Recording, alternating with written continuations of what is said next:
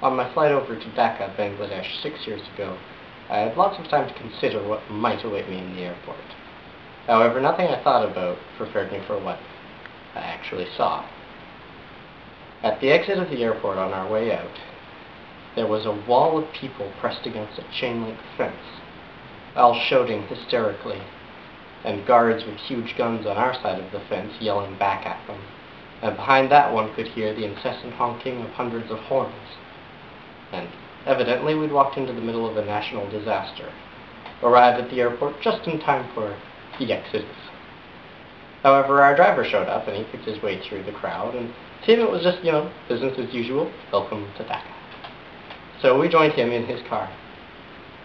My mom and I and the rest of my family got into another truck, and my mom and I took a ride I don't think we'll ever forget. The first thing that became apparent to us was that our driver was absolutely insane, which I thought to be kind of unfortunate. And I knew he was insane because he didn't obey any of the rules of the road at all. He would just barge wherever he could, whenever he could, always honking his horn like it was the last sound he'd ever get to make. But he was right, I was wrong. There are no rules of the road in Dhaka, and everybody drives like that, and for some reason, honking the horn constantly is a good thing. Whenever the traffic would congeal, though, we would be surrounded by the throngs of beggars. Many of them were old men, often disfigured.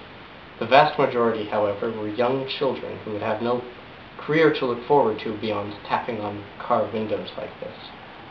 And many of them were the mothers, sometimes as young as 13 or 12.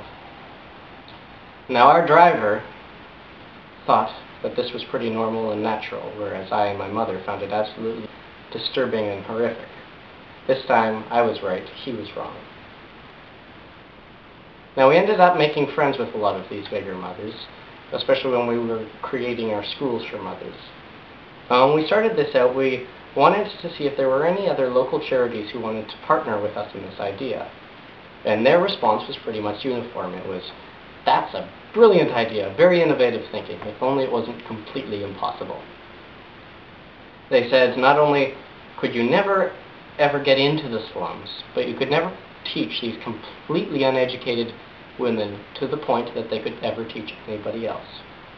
For your viewing pleasure, I got you a 24-second clip of the impossible.